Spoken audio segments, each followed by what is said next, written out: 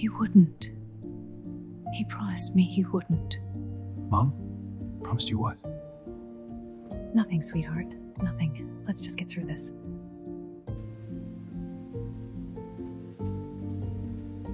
Before I read the will, Walter left something else. A letter. He asked that it be read first. A letter? He never mentioned any letter. Just read the will, Gerald. Whatever game Walter wants to play can wait. He was very clear about this, Diane. This comes first. He made me promise. Gerald, please, not in front of him. I'm sorry, Diane. It has to be this way. It's what he wanted. To my son, Ethan, and to my wife, who already knows what this letter says. Mom, what is he talking about? What do you know?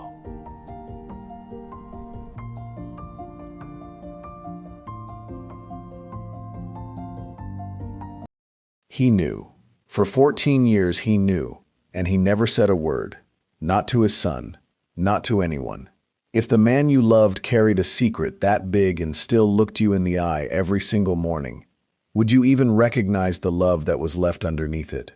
Before this story ends, you'll have to ask yourself the same question Diane never had the courage to answer. This is where it all began. Diane and Walter Langford married young, in a small chapel outside Dayton, Ohio, in the spring. Folding chairs borrowed from the church next door. A reception in Walter's mother's backyard, because neither family could afford anything grander. Walter was 26, already running the loading dock at a steel parts plant, already talking about one day owning the place instead of working for it. Diane was 23, the kind of woman who could talk her way out of a parking ticket and did, twice, in front of Walter, who fell for her a little harder each time it happened. Everyone who knew them said the same thing. Walter adored her. Maybe too much. Maybe more than she adored him back. For the first 3 years, it was ordinary. Good, even. Walter kept a coffee can on the kitchen windowsill, where he dropped spare change every week, saving toward the honeymoon they'd never taken. Niagara Falls. Diane had always wanted to see it, and he'd promised they'd go the year he made foreman. Then Walter's hours doubled. He was chasing a promotion, chasing a life he wanted to build for a family they hadn't started yet. He came home later. He missed dinners. He missed birthdays that weren't even his own. And somewhere in those long, empty evenings, Diane started spending time with someone else. A man named Richard Cole, an old classmate, recently divorced, who had all the free time that Walter didn't. Nothing about what happened next was unique. It happens in marriages every day, in every town, to people who never thought it would happen to them. What made this story different came 9 months later, when Diane gave birth to a son. A healthy boy. A boy Walter held in his arms in the hospital hallway and cried over, certain, completely certain, that he was looking at his own child. He was not. Diane knew. She had always known, or at least always suspected, and chosen not to look closer. And for over 3 decades, she let her husband build an entire life. Love, sacrifice, pride, a company he would one day pass down. Around a truth she had buried the moment she saw Walter's face light up in that hallway. If she had told him then, this would be a different story. A harder one, maybe, but a simpler one. Instead, she said nothing, and Walter raised Ethan Langford as his own son for 34 years, never once doubting it, until a routine medical scare in his 60s changed everything. If you were Diane, standing in that hospital hallway watching a man cry tears of joy over a child that wasn't his, would you have found the courage to speak in that moment? Or would you have told yourself, the way she did, that some truths are kinder left unsaid? But before we get to that, it's worth understanding what those early years actually looked like, because nothing about them suggested a family built on a lie. Walter took to fatherhood the way some men take to the one thing they were always meant to do. He was the kind of father who woke up at 5 in the morning to make breakfast before work, who kept a small notebook in his truck where he wrote down funny things Ethan said as a toddler, who once drove 40 minutes in a snowstorm because his 4-year-old son had left his favorite stuffed rabbit at his grandmother's house and refused to sleep without it. Diane watched all of this unfold with a complicated mixture of relief and guilt she never spoke aloud. Relief, because the secret she carried seemed, with every passing year, less and less likely to ever surface. And guilt, because she watched a good man pour his entire heart into a child while believing something that wasn't true, and she was the only person on earth who could have corrected it, and chose not to. There was one afternoon when Ethan was around 6 years old that Diane nearly told him everything. Walter had come home early from work, exhausted, and found Ethan asleep on his chest on the living room couch, the two of them having fallen asleep together after an afternoon of building blocks. Diane stood in the doorway watching them, and something about the sight of it, her husband so completely, unknowingly devoted to a child that wasn't his, made her chest ache with a guilt so heavy she nearly walked over and shook Walter awake just to finally say the words. She didn't. She turned around, went back into the kitchen, and started dinner instead. Richard Cole, for his part, never once tried to insert himself into their lives. Whether he ever suspected the truth, no one can say for certain. He and Diane spoke perhaps twice more after Ethan was born, brief and distant conversations neither of them ever mentioned to their spouses. Within 2 years, Richard had moved out of state entirely, remarried, and by all accounts built a life that had nothing to do with the Langfords ever again. For over a decade, the secret sat buried and undisturbed, the way most secrets do when no one goes looking for them. It's worth pausing here to understand how it actually began, because it wasn't the dramatic affair people often imagine when they hear a story like this one. There was no single reckless night, no grand betrayal plotted in advance. It was smaller than that, and in some ways, sadder. Richard Cole would come by on Sunday afternoons at first, just to fix a leaking faucet or help move furniture, favors between old friends while Walter worked. Diane would make coffee. They would talk for an hour longer than the task required. Nothing about it felt dangerous in the beginning. It felt like company, which was the one thing Diane had stopped receiving from her own husband months earlier. By the time either of them recognized what was happening, it had already happened. Richard, freshly divorced and lonely himself, his ex-wife had taken the good dishes and moved to her sister's, and left him eating dinner standing over the sink most nights in an apartment he'd never gotten around to unpacking, mistook the closeness for something it perhaps never should have become. Diane, exhausted and unseen in her own marriage, let herself be talked into believing that what she felt with Richard was different from what was missing with Walter, when in truth it was simply attention, offered at a moment she was too tired to refuse it. It lasted 4 months. It ended the same quiet way it began. No confrontation, no dramatic goodbye, just a slow withdrawal as both of them understood, without saying it aloud, that they'd crossed a line neither could uncross. Richard stopped coming by on Sundays. Diane never told him she was pregnant. By the time she suspected it herself, she had already convinced herself, or tried to, that the math could work out in Walter's favor if she simply didn't examine it too closely. She would spend the next 34 years not examining it too closely, until a hospital form did it for her. It started with a form, a simple hospital intake form, the kind nobody reads twice. Walter was 52 years old when a minor heart scare sent him to the emergency room in the middle of a Tuesday afternoon. Nothing dramatic. Chest tightness, a routine of tests, an overnight stay for observation. Ethan, 18 at the time, and home from his first semester of college, sat beside his father's bed filling out family medical history so the doctors could check for hereditary risk factors. That's when the resident glanced at the paperwork and asked a question that should have meant nothing. "Says here you're O positive," the young doctor said to Walter, "and your son's listed as AB negative. Just want to confirm that's accurate before I file it. That's an unusual combination for a parent and child." It wasn't unusual. It was impossible. Walter said nothing in that moment. He laughed it off, blamed it on paperwork errors, Told the doctor blood type records get mixed up at hospitals all the time. But that night, lying in a hospital bed with wires taped to his chest, he stared at the ceiling and did the math over and over in his head, the same way a man checks a locked door he already knows is locked. Two parents with his blood type and Diane's blood type could not, under any combination of basic genetics, produce a child with the blood type printed on that form. He didn't confront Diane that week, or that month.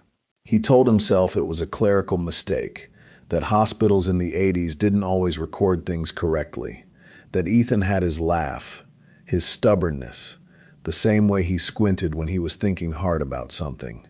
Surely that meant something. Surely blood didn't lie about family the way people sometimes did. But doubt, once it moves into a house, doesn't leave quietly. It rearranges the furniture. It sits in the room with you at dinner. It watches you sleep. For nearly 2 years, Walter carried that doubt privately, the way some men carry a diagnosis they're too afraid to have confirmed. He watched Ethan more closely than he ever had before, not with suspicion toward his son, never that, but with a kind of desperate hope that he'd find something, anything, that would make the numbers on that form make sense. He didn't find it. Instead, he found something else.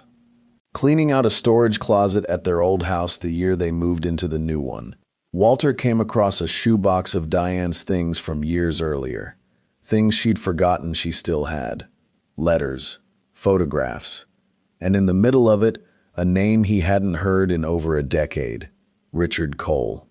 He recognized the handwriting on the envelope before he even opened it. He and Richard had grown up 2 streets apart. Richard had been divorced back then, living alone, always around during the years Walter worked doubles at the plant. Walter had never thought twice about it. Men who grew up together stayed friendly. That's what he'd told himself. The letter inside was dated 9 months before Ethan was born. He read it once. He read it again. Then he put it back exactly where he found it, closed the shoebox, and did not tell his wife what he'd seen. For the next several weeks, Walter carried on as though nothing had changed, all while quietly building a case in his own mind, the way a man methodically checks every possible explanation before accepting the one he already suspects is true. He pulled Ethan's baby book from the closet and studied old photographs for hours, searching his son's infant face for some resemblance to himself he could point to, and finally put the doubt to rest. He found nothing conclusive. Just a baby who looked, as most babies do, like very little in particular. He thought about asking Diane outright.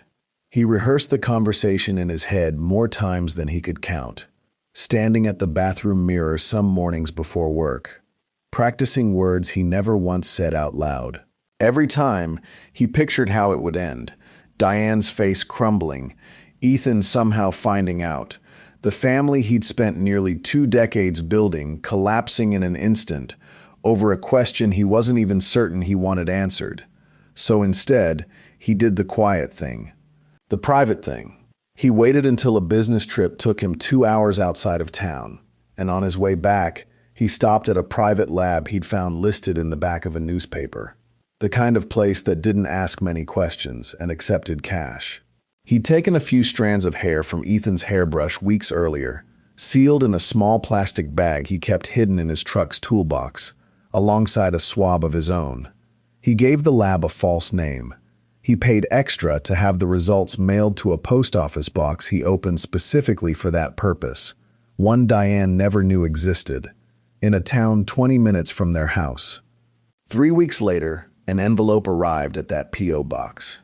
He sat in his truck in an empty parking lot to open it, and when he read the result, he didn't cry, and he didn't scream, and he didn't drive home and confront the woman he'd loved for over a decade. He sat there in silence for almost 2 hours, staring through the windshield at nothing, trying to understand how a man is supposed to keep loving a son who isn't his, and start hating a wife he still, somehow, hadn't stopped loving. He folded the paper. He put it in his glove compartment. And he drove home in time for dinner, where Ethan was waiting to show him a report card full of A's. Walter smiled at his son that night like nothing in the world had changed. Something had. That was the choice sitting in the glove compartment now, and it would take 14 years for anyone to find out which one he'd actually made. For weeks afterward, Walter found himself watching his own hands while he worked, wondering how they could feel so normal, so steady, while everything he understood about his life had just been rewritten. He went to work. He came home. He ate dinner across the table from a woman he'd loved for over a decade, and said nothing, and passed the salt when she asked for it, and lay beside her at night listening to her breathe, wondering how someone could sleep so peacefully while carrying a secret that heavy. One night, nearly 3 months after the test results arrived, Walter almost broke his silence. It was late, past midnight, and Diane had woken up to find him sitting on the edge of the bed, staring at nothing. "Walter, what's wrong?" she asked, sitting up. He looked at her for a long moment. Long enough that, years later, she would tell a close friend she always wondered if that was the night he knew. But Walter only shook his head. "Nothing," he said. "Just couldn't sleep. Go back to bed." She did. He sat there for another hour before finally lying back down beside her, no closer to an answer than before. Why didn't he say it that night? He would ask himself that question for the rest of his life. Maybe it was fear of what would happen to Ethan if the marriage ended. Maybe it was pride, an unwillingness to let anyone see how deeply he'd been wounded. Or maybe, somewhere underneath all of it, Walter Langford already understood something it would take him another 14 years to fully accept. That the truth, once spoken, could never be unspoken, and that some truths do more damage floating loose in a family than they ever did buried quietly in a glove compartment. There was only one person Walter ever came close to telling. His oldest friend, a man named Frank Doyle, who he'd known since they were both teenagers, working the same loading dock. About a year after the test results came back, the two of them were fishing on a quiet lake at dawn, the kind of silence between old friends that doesn't require filling. "Something's been eating at you for a while now," Frank finally said, not looking up from his line. "You don't have to tell me what it is. Just don't let it eat you alive, Walt." Walter almost told him right there. He opened his mouth, felt the words rise up in his throat, and then watched them disappear as quickly as they'd come. "Just work stuff," he said instead. "Nothing I can't handle." Frank nodded and never brought it up again. He died 11 years later, taking with him the one chance Walter ever had to say the truth out loud to another living soul, before writing it down in a letter meant to be read after his own death. Looking back, it's hard not to wonder how different those 14 years might have looked if Walter had simply said the words that morning on the lake. But grief and secrets rarely follow the paths we imagine for them. Walter chose silence, again and again, because every time he came close to breaking it, he pictured Ethan's face, and the cost always felt too high. So why didn't he say anything? That question followed Walter for the rest of his life, whispered by no one but himself, in the quiet hours when the house was asleep and the truth had nowhere else to hide. He had every right to walk into that kitchen and demand answers. He had every right to end the marriage, to sue for the truth in open court, to let Ethan grow up knowing exactly who his biological father was. Plenty of men in his position would have. Some would say they should have. But Walter Langford had watched Ethan take his first steps. He had taught him to throw a baseball in the backyard until both their arms ached. He had sat in a folding chair through 11 years of school plays and science fairs and had never once, not for a single second, felt like a fraud doing it. Whatever biology said, fatherhood, the real kind, the kind that shows up every single day whether it's convenient or not, had already been decided. And Walter refused to let a piece of paper undo 18 years of showing up, so he made a choice most people never have to make. He chose to keep loving his son exactly the same, and he chose to keep living with a woman who had lied to him for nearly 2 decades, because tearing the family apart would have punished Ethan for something Ethan never did. That didn't mean the marriage survived unscathed. Walter and Diane's relationship, from that year forward, became quieter, colder in ways neither of them ever named out loud.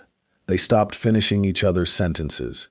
They started sleeping at slightly different hours. Diane, for her part, always sensed something had shifted in her husband, but she never once asked what. Some part of her, the same part that had buried the truth in a hospital hallway decades earlier, understood that asking the question out loud would force an answer she wasn't ready to hear either. They lived like that for 14 years. Two people who loved the same son fiercely and loved each other cautiously, circling a truth neither of them would speak. There was one dinner, the year Ethan turned 25, that came closer than any other moment to breaking the silence completely.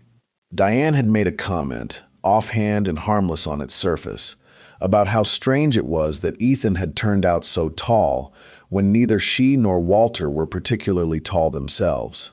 She meant nothing by it. It was the kind of small talk families make without thinking. But Walter set his fork down slowly, and for a moment, the air in the room changed in a way only he, and, unknowingly, Diane could feel. "Genetics are strange sometimes," Walter said quietly, his eyes steady on hers, in a way that made her stomach drop.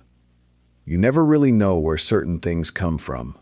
Diane's fork stopped halfway to her mouth. For one long, unbearable second, the two of them simply looked at each other across the table, and something passed between them that neither ever spoke about afterward. An understanding, unspoken and immediate, that some door had just creaked open, and then, just as quickly, been quietly shut again. Ethan, 25 and oblivious, laughed and changed the subject to a work story from earlier that day. Neither of his parents heard a word of it. It was the first time either of them had come that close to saying it out loud at the same table. It would not be the last, and each time after, the door would creak open a little further before someone found the strength to shut it again. Back in Gerald Pierce's office, none of this had been said yet.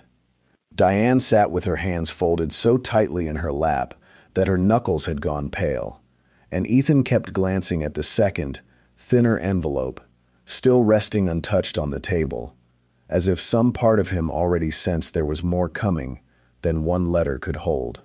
It's worth understanding what those 14 years looked like from Diane's side of the silence, too, because her burden, while different from Walter's, was no lighter. She lived every single day with the quiet terror that today might be the day the truth surfaced. A stray comment, an old photograph, a chance encounter with Richard Cole in a town 2 states away. She watched her husband grow more distant in ways she couldn't name, and she understood, without ever being told, that the distance was her own doing. She never knew for certain how much Walter suspected, and that uncertainty became its own kind of punishment, one she inflicted on herself night after night, lying awake beside a man she loved and had wronged in a way she could never take back. There was a drawer in Diane's own dresser that no one else ever opened, a shallow one at the back, where she kept a single photograph from a 4th of July picnic years before Ethan was born. Richard Cole laughing at the edge of the frame. She never took it out to look at it with any longing. She checked it the way a person checks a wound to see if it's still there. Some nights, after Walter had fallen asleep, she'd slide the drawer open just far enough to see the corner of the photograph, confirm it was still hidden, and close it again. She never showed it to anyone. In 34 years, she never once said Richard's name out loud inside her own house. There were moments she nearly confessed simply to end her own suffering, regardless of the consequences. A birthday dinner, a quiet Sunday morning, a long car ride home from a family funeral where grief had already softened everyone's guard. Each time she looked at Ethan, imagined the look on his face if he learned the truth, and swallowed the words back down. She told herself it was protection. In her more honest moments, she knew it was also fear. Fear of losing her son's love. Fear of losing her husband's forgiveness. Fear of a version of her family that could never exist again once the truth was spoken aloud. Richard Cole, as it turned out, had left the state not long after Ethan was born, remarried, and built an entirely separate life 3 states away. He never knew he had a son. Walter, despite every reason to hate the man, never once reached out to tell him. That wasn't mercy, it was strategy. Walter understood that the fewer people who knew, the safer Ethan's world remained. As the years passed, Walter built the family business into something real. A small parts manufacturing company that grew from 12 employees to over 200, almost entirely because he refused to slow down, refused to stop proving something to himself that he could never quite name. He brought Ethan into the company at 24, trained him personally, handed him more responsibility every year, watching his son grow into a sharper, steadier version of himself than Walter had ever managed to be. There was a hard year, when Ethan was 26, that tested exactly how much responsibility Walter was actually willing to hand over. Their biggest client threatened to pull a contract over a shipping delay that wasn't even Ethan's fault. Walter could have fixed it in an afternoon with one phone call. He didn't. He watched his son work 3 sleepless nights to save the account instead, and said nothing the whole time, though it cost him more than anyone in the building ever knew. When Ethan finally called to say it was handled, Walter didn't say congratulations. He just said, "Told you that you were the right one for this place," and hung up before his voice could give away how close he'd come to saying more. There was a particular afternoon, the day Walter promoted Ethan to general manager at 31, that stayed with both of them for very different reasons. They stood together on the factory floor after the announcement, watching the machines run, and Walter put a hand on his son's shoulder. "You know why I picked you for this, don't you?" Walter asked. "Because I'm your son," Ethan said, half joking. "No," Walter said, more seriously than Ethan expected. "Because you show up, every single day, whether it's easy or not. That's the only thing that's ever mattered to me. Not blood, not last names, showing up." He paused, then added, almost to himself, "That's the only inheritance worth passing down." Ethan didn't think much of the comment at the time. He assumed it was just his father's way of expressing pride, the kind of thing fathers say to sons on days that matter. It wasn't until years later, standing in Gerald Pierce's office listening to his father's letter being read aloud, that the full weight of that sentence finally settled into place. His father hadn't been speaking in generalities that afternoon on the factory floor. He'd been speaking directly, quietly, about the one truth he'd never found the courage to say outright while he was still alive. Walter, for his part, spent those years watching his son build a life that made him prouder than almost anything else he'd accomplished. Prouder, even, than the company itself. Every promotion Ethan earned, every deal he closed, every difficult decision he made under pressure, Walter watched with a private, aching satisfaction that had nothing to do with genetics and everything to do with the simple fact that he had raised a good man. Whatever pain the secret caused him in quiet moments, it never once diminished the pride he felt watching Ethan become exactly the kind of person Walter had always hoped he would. By the time Ethan was 30, most people in town assumed he'd inherit the entire operation without question. Walter never gave anyone a reason to think otherwise. There was one moment, 3 years later, when Ethan was 28 and getting married, that came closer than anything before it. Closer even than that dinner, to cracking the silence wide open completely. At the rehearsal dinner, Diane's sister, who had never fully trusted Richard Cole and had always harbored her own quiet suspicions, had too much wine and made an offhand comment about how much Ethan had his father's exact laugh. "Isn't that funny, considering?" She caught herself immediately and changed the subject, but Walter, sitting 3 seats away, heard every word. He excused himself from the table minutes later and stood alone outside for nearly 20 minutes before returning, composed, smiling, ready to give a toast to his son that brought the entire room to tears. Nobody ever knew what that walk outside had cost him. Diane noticed. She always noticed those small absences, the moments Walter would step away and come back slightly changed, slightly quieter.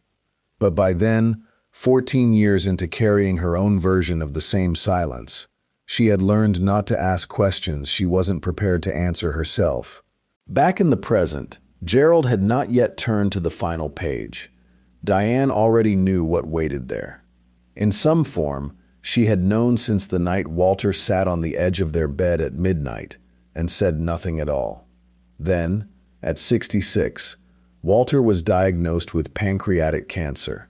The doctors gave him 8 months. He lasted 11, and somewhere in those 11 months, lying in a hospital bed for the second time in his life, with wires taped to his chest, Walter Langford finally had to answer the question he'd been avoiding for 14 years. What happens to the truth when I'm no longer here to protect it? He could take it to his grave. Plenty of men would have. Diane certainly hoped he would. But Walter had spent his entire life believing that real love, the kind that raises a child, builds a company, shows up every single day, deserved to be honored on its own terms, not measured against blood. And he decided in those final months that Ethan deserved to know exactly how much he was loved and exactly how far Walter had gone to protect that love, even at the cost of the truth. So he called Gerald Pierce to his bedside. Not to change the will itself. Ethan would inherit the company regardless, because nothing about that decision had ever been in question. But to write a letter, one that would be read before anything else, sealed until the day he was gone, so that no one could talk him out of it, and no one could stop him from finally saying, in his own words, what 14 years of silence had cost him. Read it first, he told Gerald, before the will, before anything. I need them to hear it from me, even after I'm not here to say it. If someone you loved had carried a secret like this for 14 years, would you want to know the truth after they were gone, even if it meant reopening a wound that had already started to heal? Or would you rather let it stay buried with them forever? Which brings us back to that room, that table, that rain against the window. Gerald Pierce cleared his throat, adjusted his glasses, and began to read the words Walter Langford had chosen as his final ones. Ethan, if you're hearing this, it means I'm gone, and I need you to know something before anyone else in this room says another word. You are my son. I need you to hear that first, before anything else, because everything I'm about to tell you might make you doubt it, and I need you to understand that nothing could be further from the truth. When you were 18, I found out that I am not your biological father. I won't tell you how I found out, because it doesn't matter anymore. What matters is what I did with that information, and what I chose not to do. I chose not to leave. I chose not to tell you. I chose not to punish your mother in front of you, even though there were nights I wanted to. I chose, every single morning for 14 years, to wake up and be your father anyway, because loving you was never a decision I made based on a piece of paper. It was a decision I made the day I held you in that hospital hallway, and I never once regretted it, not for a single day, not even after I knew the truth. Your mother has carried this secret for 34 years. I am not writing this to hurt her, or to embarrass her in front of you. I am writing this because I am tired of the truth living in silence in this family, and because you deserve to know exactly how much you were loved, and exactly how far I was willing to go to protect that love. Everything I own goes to you, Ethan, the company, the house, all of it. Not because you're my blood, because you're my son. You always have been, and no lab result was ever going to change that. I keep thinking about the small things. The way you used to fall asleep in the truck every single time we drove more than 20 minutes, no matter how old you got. The 4 hours we spent trying to fix your bicycle chain the summer you turned 9. Both of us covered in grease, neither of us willing to give up before we got it right. The look on your face the day you made partner track at the company, trying so hard not to show how proud of yourself you were, and failing completely. I remember every single one of those moments exactly the way a father is supposed to remember them. None of that ever felt like an obligation to me. It felt like the best parts of my entire life. I want you to know something else too. There were nights, especially in those first few years after I found out, when I wondered if I was making the wrong choice by staying silent. I wondered if I owed you the truth, simply because it was the truth, regardless of what it cost either of us. I don't have a clean answer for that, even now. All I can tell you is that every single morning, I woke up and chose you anyway. I chose to be your father, fully, without reservation, because that choice never once felt difficult. The silence was hard. Being your father never was. To Diane, I loved you. I want you to know that, even now. I understand why you never told me. I understand fear better than anyone. But I hope, now that this is finally out in the open, that you'll finally let yourself stop carrying it alone. And to a man named Richard Cole, wherever he is, I don't hate you. I never did. You gave me the greatest gift of my life without ever knowing it. I only wish I could thank you properly. Take care of each other. That's all I ever wanted. Love, always, Walter. Silence swallowed the room. Ethan sat frozen, his father's voice somehow still audible in his mind, even though Gerald was the one who had spoken every word. Diane wept, not the composed, careful tears she'd shown at the funeral, but something rawer, something that had been buried under 34 years of silence and had finally found a way out. "Is it true?" Ethan finally asked, turning to face his mother directly for the first time since walking into that office. Diane didn't answer with words. She didn't need to. Her silence was the last confirmation anyone in that room required. Gerald let the silence sit for a moment before speaking again, gently. "There's one more page," he said. "Walter left something separate, for you, Diane. He asked that I only give it to you once the first letter had been read aloud, in front of Ethan." Diane's hands shook as she took the smaller envelope from him. She opened it slowly, and read it silently at first, before Ethan, watching her face crumble further, asked her to read it out loud. She did, her voice barely above a whisper. "Diane, I want you to know that I forgave you a long time ago. Not right away. It took years. But somewhere in there, I understood that you made a mistake when you were young and frightened, and you spent the rest of your life trying to make up for it by being the best mother you knew how to be. I saw that. I saw you love him, even on the days I couldn't stop wondering if you loved him more because of the guilt. I don't say any of this to excuse what happened. I say it because I don't want you carrying this alone anymore after I'm gone. You don't have to. Ethan is a good man. He'll understand more than you think he will. Let him, and let yourself finally put this down. You've carried it long enough for both of us." Ethan reached across the table and took his mother's hand. Neither of them said anything for a long time. Gerald quietly excused himself from the room, leaving mother and son alone with 34 years of silence finally, painfully, breaking apart in the open air. "Why didn't you ever tell me?" Ethan finally asked, his voice thick. "Because I was afraid," Diane said. "Every single day for 34 years, I was afraid that if I told you, I'd lose you. Both of you. And I couldn't survive losing either one. He never once treated me differently," Ethan said. "Not for one day. I need you to know that.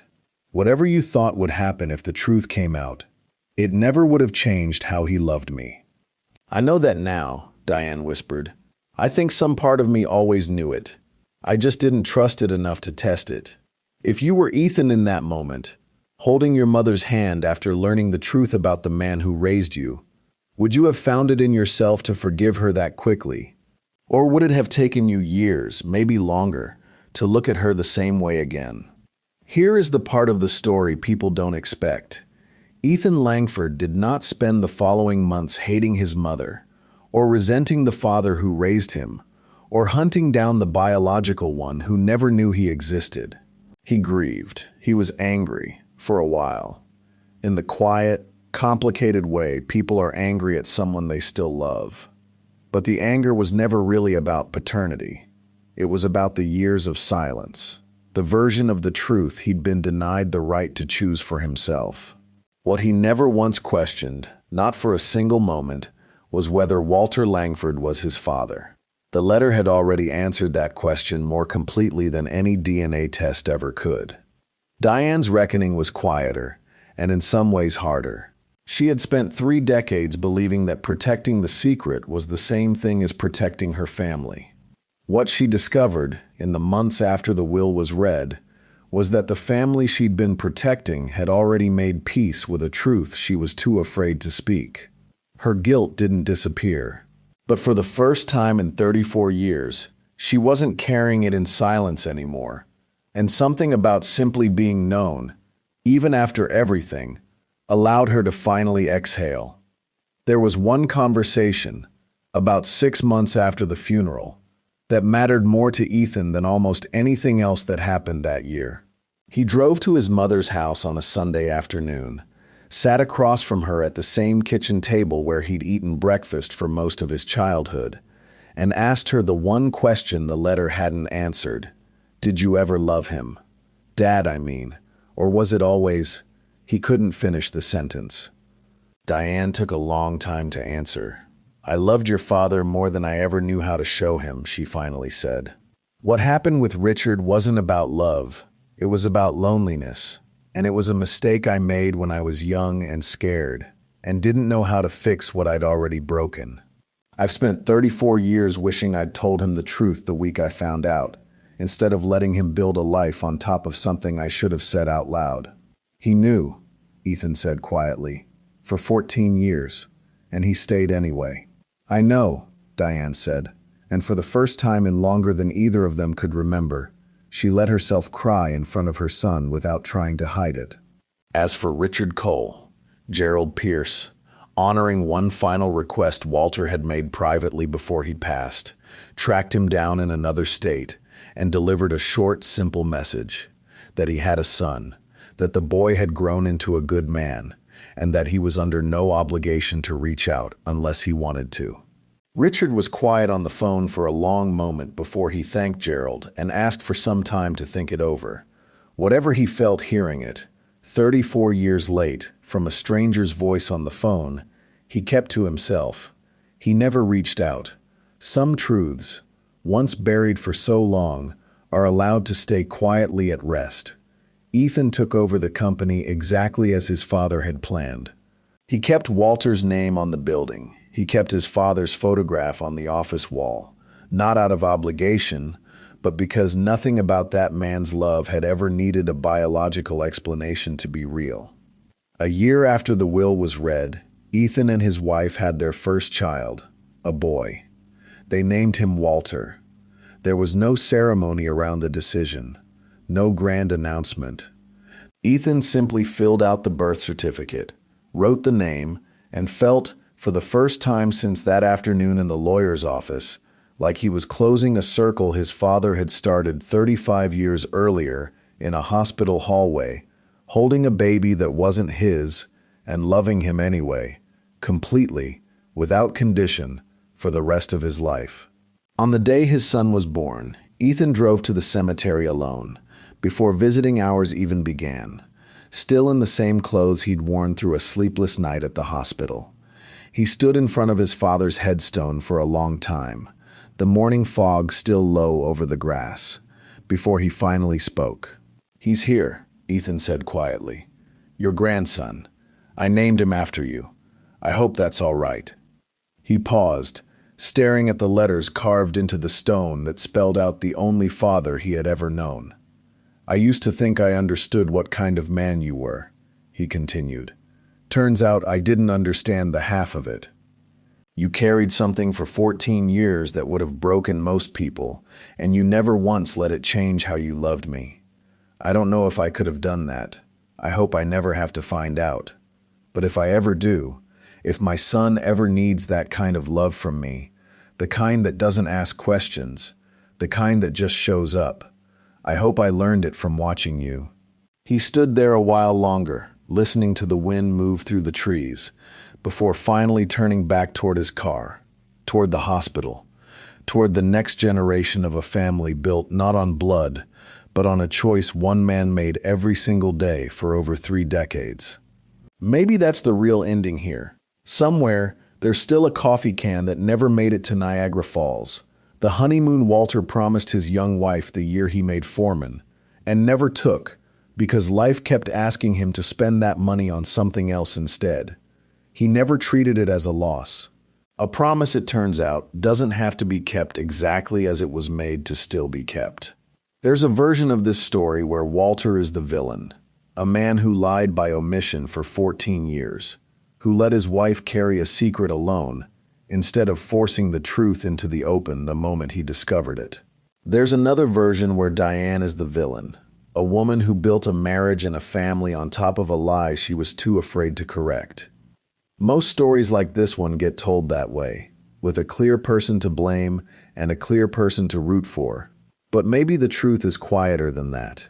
Maybe Walter and Diane were simply two people who made the choices they believed, in the moment, would hurt the fewest people.